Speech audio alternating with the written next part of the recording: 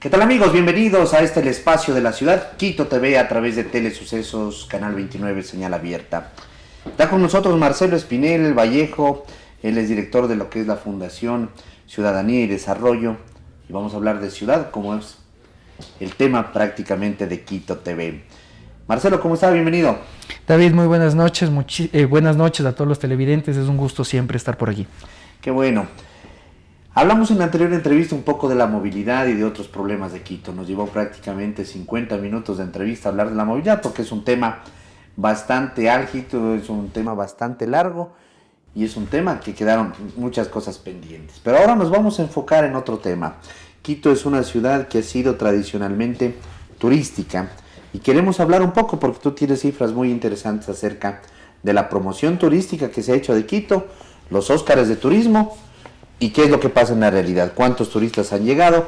¿Cuántos turistas han consumido? ¿Cuántos turistas han sido de paso en la ciudad? Etcétera, etcétera. Hablemos un poco promoción económica y turística de Quito. Sí, creo que durante los últimos años, creo que tal vez en los últimos 10, 20 años hemos discutido mucho al respecto de que tal vez el mayor ingreso económico que percibe la ciudad es precisamente gracias al turismo.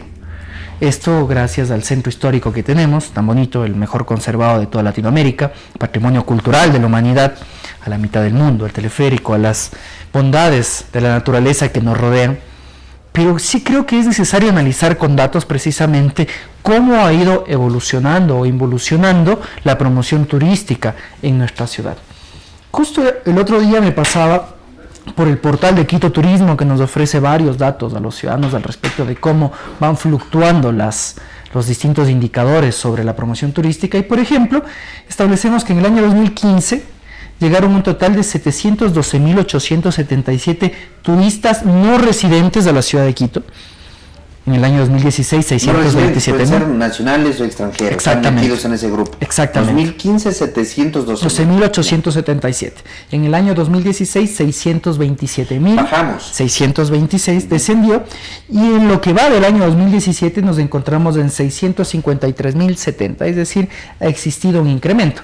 Pero es importante notar que de ellos apenas en alojamiento hotelero, se quedan el 39%, porque el restante se queda ya sea en una vivienda propia o en la casa de amigos o familiares. Pero eso seguramente significa que la mayoría de los que llegan son turistas nacionales que se quedan donde amigos o familiares. Tenemos un gran mi pariente de Guayaquil, vino mi pariente de Esmeraldas, lo alojo en mi casa y lo saco a pasear. Claro, de todas maneras esto deja dinero en la ciudad, que es lo que buscamos nosotros con el turismo, pero tal vez no sea una misma cantidad que lo que tenemos con el turista extranjero. Y precisamente ahí tenemos las estadísticas de estancia media hotelera, que quiere decir cuántos días aproximadamente los turistas se quedan en los hoteles de Quito.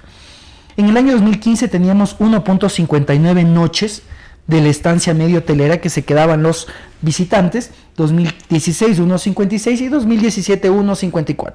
1.5 noches se quedan en hoteles los visitantes de la ciudad. Es decir, llego un día a la ciudad de Quito, pernocto, y al otro día en la tarde seguramente ya se Exactamente. Pero si es que nosotros hablamos del general, estancia dentro de la ciudad, los días en total que se quedan los visitantes, la media bordea 5,92 a 4,87. ¿Por qué existe esta diferencia de la interpretación de los datos? Porque precisamente existen este tipo de turistas que no se quedan en hoteles, pero sí en casas de familiares. Entonces la cantidad de noches aumenta. Pero estos datos son oficiales del portal de Quito Turismo. Otro dato que me llamó bastante la atención, David, ¿cuál es el gasto medio diario que tiene un turista? Y aproximadamente en agosto del 2015 estaba en $75, en diciembre del 2016 114 y en enero del 2017 en $112. Pero aquí nosotros tenemos que identificar en qué está gastando el turista que visita Quito. El 34% de la distribución del gasto corresponde a alimentación. El alojamiento corresponde al 21% y el resto responde a otro tipo de gastos: diversiones y entretenimiento, compra de artesanías o compra de bienes, transportes aéreos, interprovinciales, dentro de la ciudad o taxis, por ejemplo. Ahí creo que tenemos que aterrizar el tema. Si es que nuestros turistas están gastando una mayor cantidad de dinero en alimentación y alojamiento, tal vez ahí es donde nosotros, como ciudad, deberíamos de enfocar la promoción turística. Explotar en esos dos sectores. sectores. Alimentación y alojamiento. Hay un ejemplo claro, muy cercano, que es Perú, Lima. Lima no tiene atractivos turísticos, digámoslo así, naturales, como los tiene Quito. Tendrá muy pocos. Pero ha explotado su gastronomía al máximo y han creado una marca a nivel internacional en el tema gastronómico. Aquí en el Ecuador, seguramente, y en Quito, con una gastronomía tan diversa, todavía no hemos creado una marca que nos reconozca. Tal vez son experimentos dispersos los que se han dado en el tema gastronómico. Incluso creo que también podríamos ir un poco más allá. Tal vez no solo posicionar a nivel mundial o regional la gastronomía quiteña, ecuatoriana, sino darle ciertos incentivos a los turistas al momento de comprar los alimentos. Recuerdo el caso de Uruguay, que, por ejemplo, los turistas cuando llegan a Uruguay y van a un establecimiento de alimentos, claro que esto no es competencia del municipio, sino que debería ser una política pública a nivel central, van a comprar alimentos en Uruguay cualquier turista. El mero hecho de pagar con una tarjeta internacional inmediatamente hace que ese consumo esté exento de impuestos, porque es un turista. Entonces no le quieren cargar con impuestos al turista y al momento en el que le llega su cuenta y va a pagar con la tarjeta, no tiene que pasar por la salida del aeropuerto solicitando la devolución de impuestos, sino que inmediatamente se ve reducido este rubro. Es una manera de incentivar entre los turistas el consumo de consumir. En el caso colombiano, cuando tú ingresas a Colombia, inmediatamente en tu pasaporte señalan qué tipo de ingreso migratorio es. Si es por negocios, si es que es por estudios o si es que es por turismo. Tú te vas al hotel en el cual te vas a hospedar y estás haciendo tu check-in y te dicen facilíteme su pasaporte. Usted está ingresando como turista, no tiene que pagar impuestos. Pero por el contrario, nosotros aquí, este es mi punto de vista muy personal, no sé dónde sacamos la idea de que al turista tenemos que cobrarle más, mientras que al consumidor local tenemos que cobrarle menos. Caso concreto, el caso del teleférico. Precisamente estábamos analizando las cifras del teleférico y me llamó mucho la atención que durante el año 2013, dentro de la cifra de visitantes que ellos tuvieron, siguen siendo datos de Quito Turismo. Datos de Quito Turismo, y esto específicamente de la Fundación Teleféricos de Pichincha y del fideicomiso del proyecto turístico Cruz Loma, que son quienes están a cargo del proyecto. Ellos precisamente reportaban en el año 2016, que 360,000 personas llegaron a las instalaciones del teleférico, un promedio de 30,000 personas mensuales. De ellos, el 70% son turistas nacionales y el 30% son turistas extranjeros. En ese sentido, tal vez debemos preguntarnos que cuando construíamos el teleférico, ¿para quién estaba enfocado? ¿Para el turista nacional o para el turista extranjero? Me llamó mucho la atención adicionalmente que la gerente Pamela Vargas nos supo comentar lo siguiente, que ellos están a cargo únicamente de la operación de las cabinas del teleférico, pero que no tienen ningún tipo de relación con los locales que existen dentro de todo lo que es el complejo teleférico, lo que es Volcano Par, restaurantes y los demás locales vacíos. Y claro, ahí se entiende por qué en el año 2004 se creyó que el sitio tendría cerca de 40,000 visitantes diarios, por lo cual se motivó a que 125 locales se abran dentro de las instalaciones del teleférico. Pero en menos de 3 años quebraron un total de 120 locales. ¿Cuál fue la inversión que realizaron los quiteños?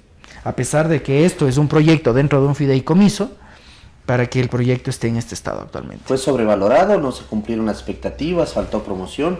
Porque es un atractivo subir a Cruz Loma y ver toda la ciudad, ver todos los volcanes, las montañas que rodean a Quito. Es un atractivo. ¿Qué faltó? ¿Qué falló? Pues habría que hacer un buen estudio de la política pública que se trató de implementar para promocionar al teleférico y ver en qué se falló. ¿Será la promoción? ¿Será el hecho de que tal vez al turista no vea atractivo subir al teleférico por el costo, por la distancia, por las facilidades de transporte? Recuerdo en un inicio que tú tenías estas busetas a lo largo de toda la ciudad para que te faciliten llegar al teleférico, porque no es un lugar de fácil acceso. Tal vez no se están estableciendo este tipo de promociones o combos como hay en otras ciudades en las cuales te dicen, este es el pase de la ciudad. Con este pase entras a la compañía, entras a la basílica, vas en el recorrido del bus turístico desde el centro hasta la mitad del mundo, pero adicionalmente subes el teleférico. Entonces, este tipo de enganches para el turista tal vez están desapareciendo. Se me ocurre incluso, ¿no? Y les lanzamos como idea a los futuros candidatos a alcaldes, que lo extiendan al teleférico y que la parada no sea en la avenida Occidental, sino desde la Universidad Central. Recuerdo que había un proyecto presentado... donde va a estar una de las estaciones del metro. Exactamente, recuerdo que había un proyecto presentado precisamente en la Universidad Central antes de la construcción del teleférico que planteaba que la salida sea desde el redondel de Miraflores. Habrá que tal vez averiguar un poco más a fondo por qué no se hizo esto.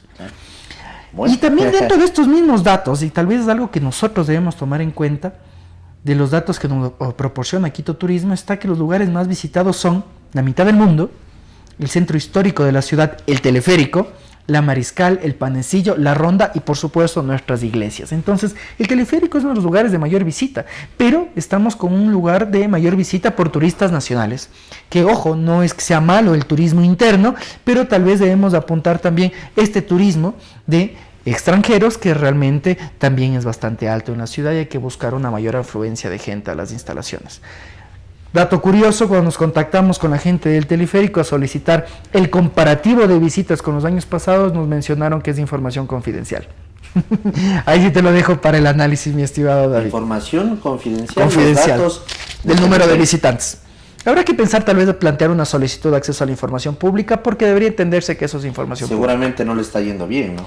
Habría que pensarlo porque precisamente en una noticia del año, me parece que es del año 2014, de Fuente del Telégrafo, se estableció que lastimosamente el Fideicomiso Mercantil Cruz Loma tiene una deuda de $500,000 con la Fundación Teleféricos de Pichincha, esto debido al acuerdo de pago de 6,000 mensuales a la fundación por concepto de gastos operativos. A ver, hay una fundación que se llama Teleféricos de Pichincha, Teleféricos de... Fundación Teleféricos de Pichincha.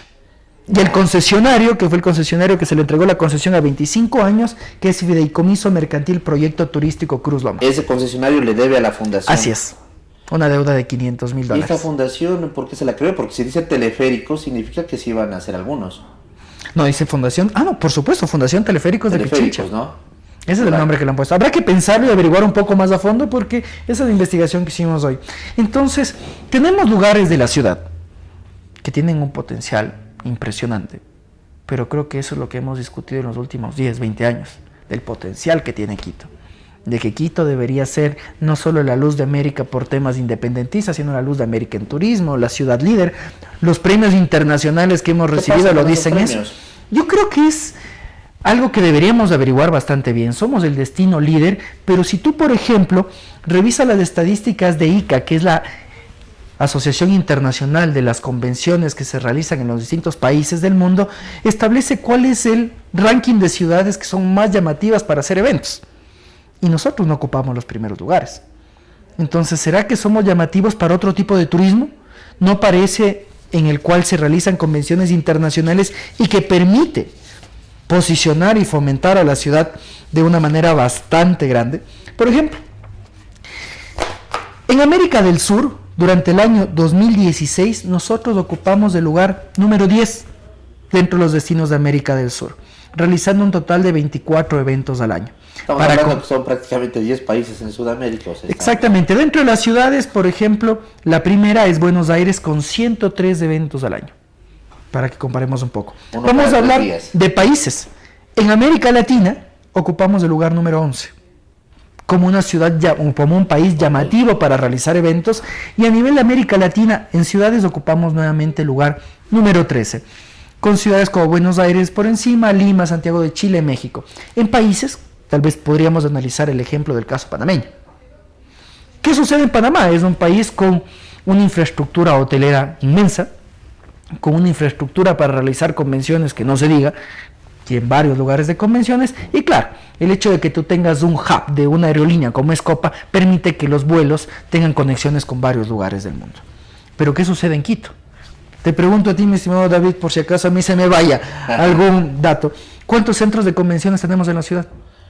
Bueno, se está haciendo el Bicentenario, ¿no? ¿Desde cuándo? ¿Cuándo va a estar? ¿Desde cuándo lo estamos haciendo? Sí. Centro de Convenciones de Eugenio Espejo, el que quedaba en el antiguo Hospital Militar, el del Museo de la Ciudad. Tenemos varios centros de convenciones, pero tal vez debemos preguntarnos ahí, ¿tienen las características suficientes para alojar convenciones internacionales? O en su defecto, ¿estamos promocionando adecuadamente la ciudad para que vengan visitantes nacionales y extranjeros para eventos? Porque de acuerdo a las mismas cifras de Quito Turismo, El 3% de los turistas que visitan la ciudad vienen por reuniones, congresos o conferencias. El 3%. Mientras que el 49% viene por ocio, recreo, vacaciones y el 31% por visita a familiares y amigos. Que no digo que esté mal, pero también debemos enfocarnos que este tipo de turismo de convención genera bastantes recursos para la ciudad. Apenas tenemos el 3% de 650,000, ¿no? Exactamente. Estamos hablando como de 20,000.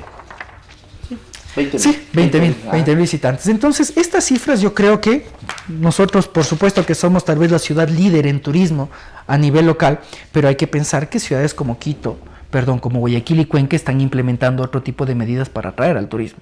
Convenios con el sector hotelero para disminuir las tarifas, la remodelación constante de los espacios públicos para que el ciudadano se sienta atraído de visitar esas ciudades, o por ejemplo, buena gastronomía, eventos culturales y buenas condiciones hoteleras, en el caso de Cuenca y en el caso de Loja. Y de esa manera promocionamos a la ciudad. En el caso de Guayaquil, tú tienes la remodelación del Malecón del Salado, tienes esta atractiva perla que es la rueda moscovita, no sé si lo llama así. Han creado atractivos en Guayaquil. Han creado atractivos para que el ciudadano se siente interesado en visitar. Hoy veía de pasada un artículo que Manta, después del terremoto, se había fortalecido como destino turístico en el país para que de esta manera pueda atraer activos y flujo de dinero a la ciudad y poder repotenciar nuevamente económicamente al puerto. Entonces, creo que sí es un llamado a la acción, un llamado a atención para ciudadanos, empresarios y autoridades de buscar cómo tratar de capitalizar estos lindos premios al turismo que tenemos y de esta manera buscar que nuevamente Quito comience a incrementar sus tasas de turismo y lleguemos a esa meta de 1 millón de turistas anuales, ¿no? Claro, si creamos las condiciones, indudablemente Quito puede convertirse en un determinado momento con su aeropuerto en un hub como es Panamá o como es ahora Bogotá con el tema de Avianca, como fue hace un tiempo Lima con el tema de la desaparecida LAN. Son ciudades que se manejaron incluso con sus aeropuertos. Guayaquil tiene un muy buen aeropuerto y está creando uno en Daule para el 2021. Entonces, sí, hay que crear las condiciones y sumar y reunir a todos los sectores. No pelearnos, sino reunir a todos y todos luchar en un solo frente. Claro, yo creo que es necesario tratar de implementar, por un lado, políticas públicas, implementar regulaciones que permitan incentivar, fomentar la visita de turistas, pero adicionalmente que aquellos que proveen los servicios relacionados al turismo, alimentación, hospedaje, movilización, también sientan esos incentivos, no solo que se sientan controlados. En el caso del Centro Histórico y la Mariscal, que son los sectores turísticos por excelencia, que mediante una ordenanza fueron declarados como sectores turísticos de la ciudad, barrios y sectores turísticos de la ciudad, son los que están sujetos a un mayor control. Pero también deberíamos hablar de qué tipo de incentivos están recibiendo para que ellos puedan invertir más en sus locales, invertir más en publicidad y poder atraer a los turistas de estos sectores, porque a la larga son aquellos que con sus tributos también están ayudando a sostener a la ciudad. La Mariscal y el Centro Histórico son dos hitos, dos polos dentro de la ciudad. El uno con todo el tema histórico y la Mariscal con todo el tema cosmopolita, su gastronomía, sus bares y todo eso. Pero todo tiene que ser de calidad y controlado. Por supuesto que sí. Yo recuerdo que hace muchos años para nosotros era fácil, común, seguro visitar la Mariscal en horas de la noche.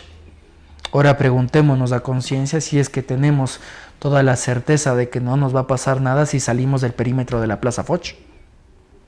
Y eso también hay que verlo. ¿Qué tan segura es la ciudad, específicamente en el sector de la Mariscal, para poder realizar actividades turísticas, ya sea como turistas nacionales, extranjeros, o los mismos ciudadanos que queremos acceder a este sector de la ciudad, el Centro Histórico? Centro Histórico que creo que es tal vez nuestro mayor tesoro turísticamente hablando y patrimonialmente hablando. ¿Cómo lo estamos promocionando?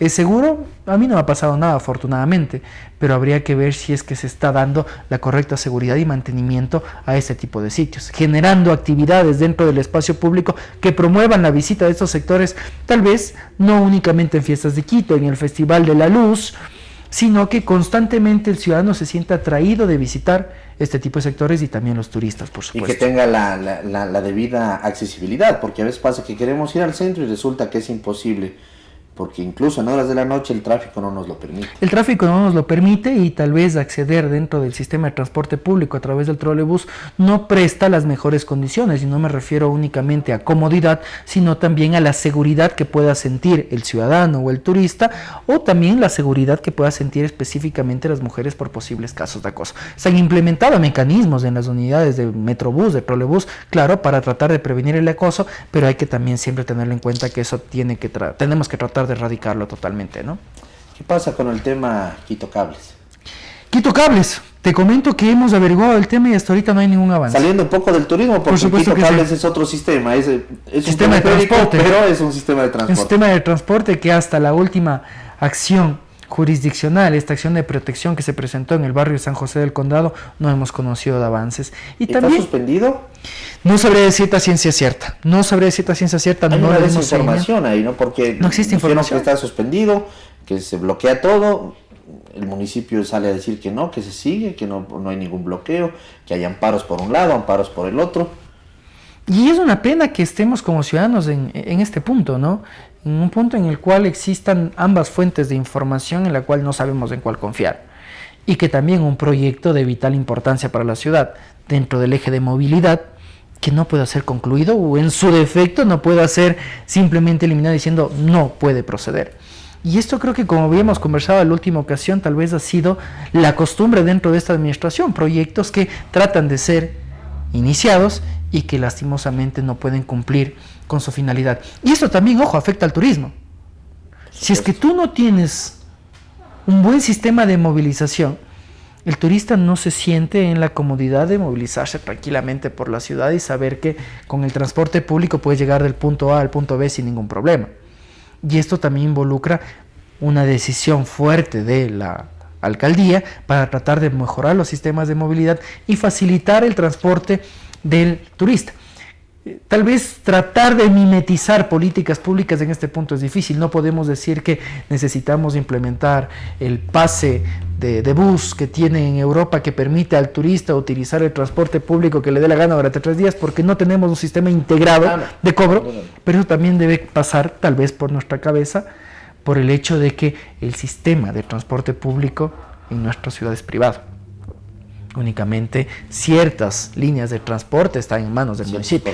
Exactamente, entonces tal vez habrá que pensar si es que necesitamos que la empresa privada, el sector privado, apueste de manera clara para favorecer el turismo, o necesitamos en su defecto que el sistema de transporte público vuelva, o que vaya más bien a las manos del municipio, y que de esta manera tengamos este tipo de sistemas de cobro integrado que también fomentan el turismo dentro de la ciudad. Además que dentro del tema turismo hay que identificar que hay 2 clases de turistas: los turistas que les gusta llegar y que les tengan armado todo el tour, y hay otros turistas que les gusta recorrer la ciudad, descubrir por sí solos, y que están acostumbrados incluso en otras ciudades a tomar un metro, a tomar un sistema de transporte, a tener una tarjeta inteligente, y ellos empezar a recorrer. Si no les damos esas condiciones a ese tipo de turista también, que es el que le gusta descubrir, estamos fregados. Y ahí te doy un dato, precisamente la misma página web de Quito Turismo. Del 100% de turistas, el 92% de los turistas organizan su viaje por cuenta propia. 92%. Y el 8% mediante agencias de viaje. Es decir, que acá viene el turista y dice, bueno, ¿qué voy a visitar? Y comienza a averiguar y se da cuenta que se encuentra frente a un montón de limitantes, que no tiene una línea específica que les lleva a tal o cual sector, que tal bus que le puede llevar hasta la mitad del mundo puede ser tal vez un poco caro, que es difícil de acceso, que no le presta comodidades. Entonces, este 92%... No hay quien informe incluso, ¿no? Dice, ¿cómo hago para llegar al centro? Pues, y ni nosotros sabemos que estamos ahí. Creo que sí es algo que deben hacer desde la administración de la ciudad, decidir cuál es el sector productivo al cual vamos a apuntar, cuál es el sector económico al que vamos a apuntar. Necesitamos crecer económicamente, vamos a proveer bienes y servicios para buscar definitivamente cuál es el sector económico que como ciudad vamos a dar el mayor impulso, mayor realce, mayor incentivos, y que de esta manera podamos crecer como ciudad. Y tal vez ese tipo de visión es la que nos está faltando, ¿no? ¿Algún otro dato que se nos quede? Bueno, el último que también me llamaba bastante la atención es que la razón principal de las llegadas a Quito es que un 87% es porque es el destino escogido, y apenas un 13% es porque es un paso obligatorio para tomar como escala un vuelo para otra ciudad. Entonces, el 87% de los turistas que vienen acá es porque quieren visitar Quito. Que es bueno. Por totalmente. Y ahí es cuando nosotros como ciudad debemos verlo como una oportunidad de tratar de fomentar el turismo. Y que regrese. Y que regrese y que el ciudadano se sienta feliz de visitar la ciudad, que sea... Ese es otro dato interesante. El 30% de los visitantes vienen por recomendación de amigos o familiares. El otro 30% es porque averiguó de la ciudad en internet y el otro 40% es por motivos varios, que van desde revistas, documentales, información que encuentran en distintos libros, entonces este tipo de referencias variadas. Pero precisamente esta recomendación de visitar la ciudad se mantiene en un 30%, que es algo positivo, ¿no? Y esto, como digo, hay que verlo como una oportunidad de que la ciudad sí tiene visitantes y que tenemos que tratar de cuidarlos y aumentarlos. Pasamos de un tema de ciudad a un tema nacional. Se apresta una consulta popular, todavía no sabemos cuándo van a estar las preguntas definitivas. Y pasamos del tema de ciudad porque Quito tiene un importante porcentaje de votantes. Y al tener ese porcentaje importante de votantes decidirá mucho sobre el tema de la consulta. Por supuesto que sí. ¿Cómo la ven ustedes la consulta? ¿Como un tema positivo? ¿Se quedó algo fuera de los temas de consulta? ¿Cómo lo ven ustedes? Bueno, por supuesto que consultar a los ciudadanos siempre va a ser positivo. Los ejercicios de democracia directa siempre son positivos dentro de un Estado democrático, pero cuando la consulta no es amañada. Cuando realmente buscamos de los ciudadanos respuestas que... o más bien preguntas que respondan a las problemáticas que tiene la gente, a los distintos problemas que atravesamos. ¿Esta es una consulta amañada? Creo que un par de preguntas sí. Creo que sí existían mecanismos más allá de la consulta que podían ser utilizados para que el presidente proponga cambios. Vamos tal vez al más sencillo. Ese par de puntos. Vamos al más sencillo. Por ejemplo, ¿por qué se pregunta a los ciudadanos si es que es necesario derogar o no la ley de plusvalía? Una ley con la que personalmente yo no estoy de acuerdo. ¿Pero era necesario preguntar a los ciudadanos o simplemente el presidente tenía que mandar un proyecto de ley derogando tal proyecto de ley? Tal vez porque no tiene o no tenía mayoría. Exactamente, entonces tal vez la consulta popular lo que buscaba es precisamente fraccionar el bloque legislativo para que de esta manera, con un bloque ya fraccionado y más aún con un pronunciamiento ciudadano, sea un mecanismo de presión para que la Asamblea Nacional no se pueda negar a un proyecto de ley derogatorio. Porque, ojo, la consulta lo que dice es, ¿usted está de acuerdo en derogar la ley de plusvalía? Sí. ¿Autoriza al presidente de la República a enviar un proyecto de ley derogatorio? Sí. Entonces, tal vez la consulta lo que busca es establecer un mecanismo político para derogar un proyecto de ley, pero la vía legal, constitucional, era una estrategia. Entonces también hay que ver, creo yo, de mi perspectiva muy personal, que muchas preguntas son con estrategia. La otra pregunta, y que tal vez debemos ponernos a pensar de una manera muy sesuda, y creo que es la que más nos preocupa como sociedad civil, es precisamente la integración de este Consejo de Participación Ciudadana Transitorio. Hay que tener mucho cuidado porque le estamos dando a un Consejo de Participación Ciudadana Transitorio la posibilidad de evaluar a las actuales autoridades de control designadas por el Consejo de Participación Ciudadana e iniciar nuevos concursos si es que considera que era necesario destituir a esas autoridades de control. ¿Cuál fue el pronunciamiento de todos los ciudadanos de las organizaciones de la sociedad civil que hemos estado preocupados por la integración de este Consejo de Participación Ciudadana? Es que precisamente se designaron durante estos 8 años autoridades de control cercanas al correísmo. ¿Quién nos garantiza que este Consejo de Participación Ciudadana Transitorio no designe autoridades de control ahora cercanas al actual presidente de la República? Además que con el actual ya hay un tema, ¿no? El 29 de noviembre deberían desaparecer 3 de los vocales del Consejo Nacional Electoral, Juan Pablo Pozo, creo que es Nubia Villasís, y no recuerdo el nombre del otro vocal, que es el encargado precisamente del sistema informático. Y Edwin Jarrín de la Comisión de Participación Ciudadana y Control Social dice, como ya estamos en etapa de consulta, no se los puede por supuesto dar de baja porque ya existe un proceso y tienen que ser prorrogados. Por supuesto que sí. ¿Qué lectura nos da ese mensaje?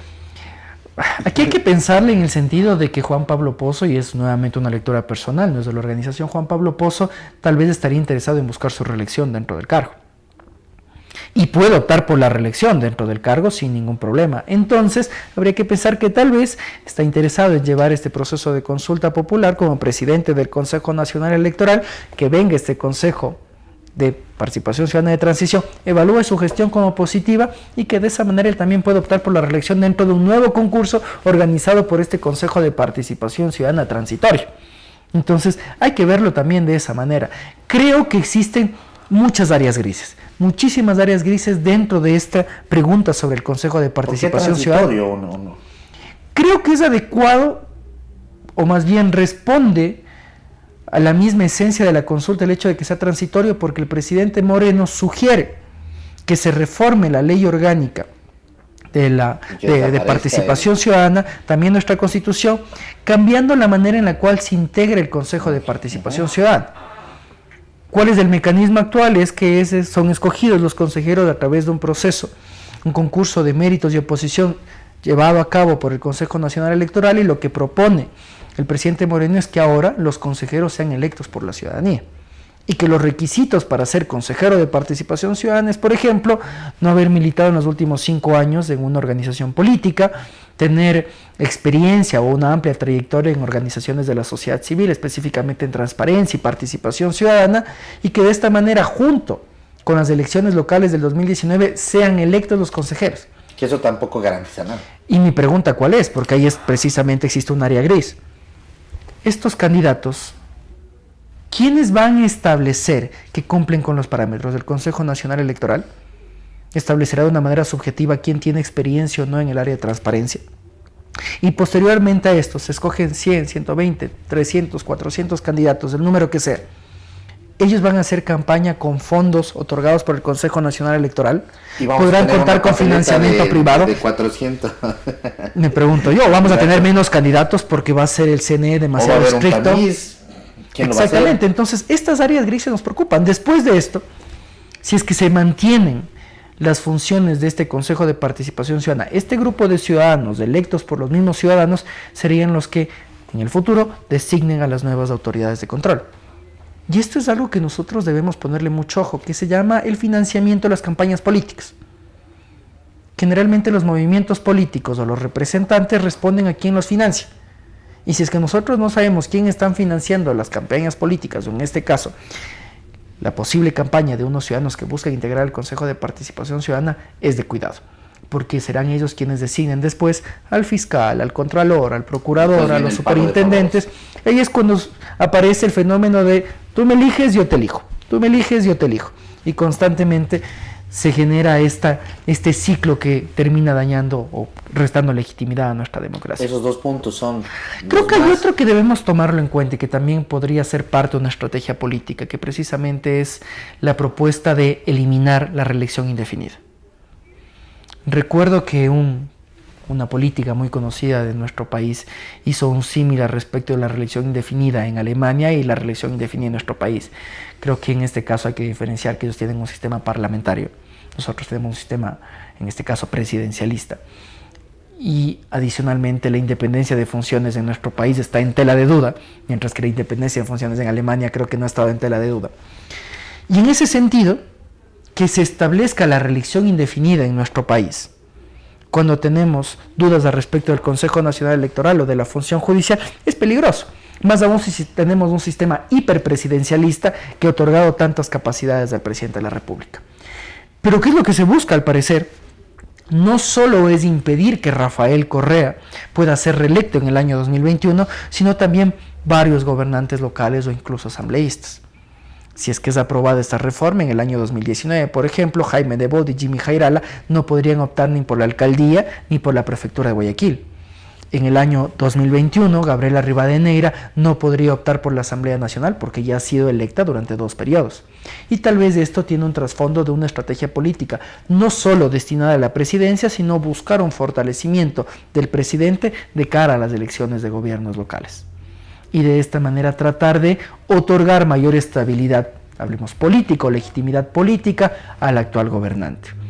Al respecto de la sanción a los funcionarios públicos electos o designados inmiscuidos en casos de corrupción, habría que pensar ahí, y eso creo que da para un análisis más largo, si estamos vulnerando el derecho a elegir y ser elegidos. Creo que todos estamos en contra de la corrupción. Pero ¿qué sucede cuando tú tienes un derecho fundamental que es el de elegir y ser elegidos? Pensemos en Juan Pérez, funcionario público, cometió un caso de corrupción. La justicia, de una manera adecuada, lo sentencia a Juan Pérez a cumplir 10 años de cárcel. Y adicionalmente a devolver al Estado todo lo robado, a resarcir el daño social, todo lo que establece la ley. Él ya cumplió su pena. ¿Podría volver a ser candidato? Estamos quitando su derecho a ser candidato. Estamos quitando el derecho al ciudadano a que pueda elegir nuevamente a Juan Pérez, porque es el derecho que tengo yo a elegir. Entonces, creo que es necesario pensarlo bastante bien. Creo que la coyuntura que atravesamos, y ahí sí, creo que con esto culmino mi comentario respecto al tema, nos hace pensar en una ventana de oportunidad. A mí no se me pasaría por la cabeza votar no en alguna de las preguntas. Pero eso sí, poniendo muchísima atención, tratando de vigilar el proceso, porque también el camino que estamos escogiendo es un camino peligroso. Pero en base a lo que hemos atravesado durante los últimos 10 años, creo que esta es una oportunidad para corregir los errores que se cometieron. Pero también poner muchísima atención, porque en el camino se puede desvirtuar las buenas intenciones y simplemente pasar de unas manos a otras manos.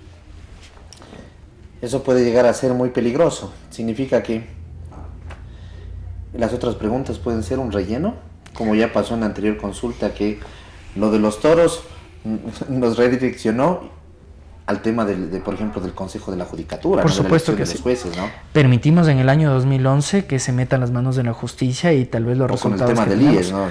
¿Está de acuerdo en que se afilien voluntariamente a todos? No voluntariamente, que se afilie a todos los trabajadores y que exista una sanción? Sí. Y todo corrió así. Claro. Y ahí entraron un sinnúmero de cosas. Habría que pensar, yo creo que las preguntas al respecto de la imprescriptibilidad, por ejemplo, de los delitos sexuales cometidos en contra de niños, niñas y adolescentes, no establece un margen de peligrosidad o que afecta a la estructura del Estado. Creo que es algo positivo. Habrá que tener cuidado precisamente al respecto de que esto se extienda a todo el cometimiento de delitos, porque si no, no estamos dando una protección especial como tal. Al respecto de disminuir el área de explotación dentro de Yasuní y Teté y aumentar el área protegida, creo que ahí habría que tener dos posiciones: el hecho de que afortunadamente se esté extendiendo el área, pero la otra posición sería que se siga explotando. Y para aquellos defensores de la naturaleza y aquellos que están en contra de la explotación de recursos naturales, seguramente no será una solución viable o una solución total lo que se ha planteado. Por otro lado, la otra pregunta respecto a la ley de plusvalía que ya nos referimos, tal vez era otro el mecanismo. Pero tenemos que preguntarnos algo adicional. Si es que se está preguntando al respecto de la reelección indefinida, ¿por qué no se planteó en la consulta que se dejen de lado o que simplemente se deroguen todas las enmiendas constitucionales aprobadas en el año 2015? Que ahí tenías tú catalogar a la comunicación como un servicio público, que sigue siendo un servicio público, el hecho de que se retire el 40% del aporte estatal al IES, adicionalmente las competencias de la Contraloría para investigar de oficio las acciones o posibles casos de corrupción, y ese tipo de medidas también son necesarias. Ese tipo de adecuaciones normativas que garanticen precisamente la sostenibilidad financiera del IES, así como también la independencia, en este caso, y autonomía de la Contraloría para investigar casos de corrupción, también es necesaria. Esperemos que dentro de esta posible estrategia política, con un fraccionamiento del bloque legislativo, Lenín Moreno avance presentando proyectos normativos para reformar o derogar la ley de comunicación. Será también a través de una enmienda constitucional que debemos catalogar a la comunicación como un derecho, que es lo que tiene que ser, volver a otorgar los fondos al IES, pero, mi estimado David, a veces no sabemos por qué lado mismo va. ¿Y cuándo tendremos el texto definitivo de las preguntas? ¿También? Porque a mí también. ¿Hay un límite? ¿Hay una fecha? La ley establece una fecha y esa fecha tenía que ser aproximadamente a finales de este mes para que ya tengamos las preguntas definitivas. Sabemos cuáles fueron aprobadas, cuáles fueron negadas. El texto definitivo y los anexos que casi nadie los lee. Los anexos los revisamos nosotros y ahí es la letra pequeña, ¿no? Precisamente, por ejemplo, después de que se integre este Consejo de Participación Ciudadana Transitorio, Lenín Moreno tendrá 30 días para enviar a la Asamblea Nacional un proyecto de ley modificando la actual Ley Orgánica de Participación Ciudadana. Los anexos, pero que son borradores al fin y al cabo. Exactamente, habrá que ver si es que son modificados, no son modificados, y eso es lo que establecen los anexos. Y ahí es cuando debemos poner atención a qué es lo que va a pasar con la consulta. Creo que lo más importante es que los ciudadanos voten de manera informada, que los ciudadanos tengan en su disposición la mayor cantidad de información para que tomen una decisión. Votemos a conciencia A conciencia sobre todo, y ahí es cuando vuelvo a decirte lo que te comenté a un inicio, que consultar a los ciudadanos es positivo dentro de un Estado democrático, pero que no sean consultas amañadas. Es decir, que se entregue al ciudadano toda la información para que de manera libre pueda tomar su decisión a favor o en contra de algo. Siempre decimos, tienes que votar a conciencia. Por supuesto que sí, tal vez es lo que más necesitamos. A veces se pone en duda. Creo que no lo hacemos. Me parece que no. Creo que en nuestro país no siempre votamos a conciencia. Creo que hemos tenido un mal, no quiero hablar por todos, quiero hablar por mí únicamente, de votar siempre por el menos malo. Creo que ha sido muy pocas las ocasiones en las cuales el ciudadano se siente en la capacidad de decir, estoy votando porque me siento completamente representado por este candidato. A veces llega un punto en el cual decimos, nos quedamos con esto, nos quedamos con el otro. Y decimos, escojamos al menos malo. Hay gente muy valiosa que no quiere involucrarse en el tema político. Y ese es un gran problema. A veces porque precisamente esa gente valiosa no se involucra, aquellos que no deberían estar involucrados aprovechan esta oportunidad para involucrarse. El peor castigo para quienes no se interesan en política es ser gobernado por quienes sí se interesan.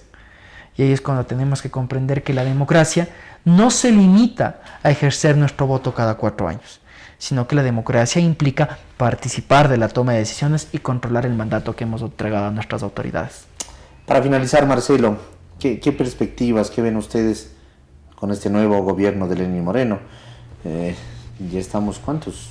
5 o 6 meses prácticamente desde mayo. ¿Qué perspectiva se ve? ¿Se ve un cambio? ¿Se ve más tranquilidad? No sé. Bueno, podemos analizarlo desde distintas aristas. Al respecto de más tranquilidad, si es que uno establece que la intranquilidad se generaba porque teníamos a un presidente que destilaba odio cada sábado, ya no tenemos eso. Si es que nosotros estábamos molestos porque a través de cadenas en medios de comunicación se trataba de desmentir a quien apareció en espacio televisivo en el espacio anterior y adicionalmente estigmatizar a periodistas, organizaciones de la sociedad civil u opositores, claro que vimos más tranquilidad. Pero debemos tener en cuenta algo. Las leyes que permitieron hacer eso siguen vigentes. Y mientras esas leyes sigan vigentes, el peligro se mantiene. ¿Existe una hoja de ruta? Al respecto de lo que piensa hacer el gobierno, creo que la hoja de ruta que dibujamos todos en abril ha desaparecido. Creo que nadie se imaginaba el panorama que actualmente estábamos viviendo. Creo que nadie se imaginaba un distanciamiento entre Lenín Moreno y Rafael Correa para estas fechas y no sabemos qué es lo que va a pasar. Lo que creo que sí estamos conscientes todos es que Lenín Moreno ha adquirido una mayor legitimidad. Después de haber ganado con un 51% y que ahora su popularidad bordee el 80%, con muchas dudas, ¿no? Con muchas dudas y que ahora bordee el 80% de aceptación, es un fenómeno político que tenemos que analizarlo.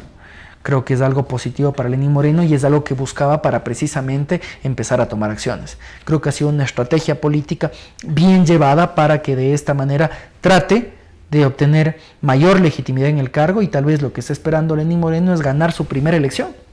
Porque si analizamos fríamente, la elección de abril fue una victoria de Alianza País. La consulta popular va a ser una victoria de Alianza País o de Lenín Moreno. Va a ser una victoria de Lenín Moreno. Y esta victoria de Lenín Moreno será aquella que le permita, tal vez con mayor legitimidad, con un bloque legislativo fraccionado, con un distanciamiento total del correísmo, empezar a tomar acciones, que tal vez es lo que la gente le está pidiendo. La gente dice diálogo, diálogo, diálogo, diálogo, ¿y dónde están las decisiones concretas?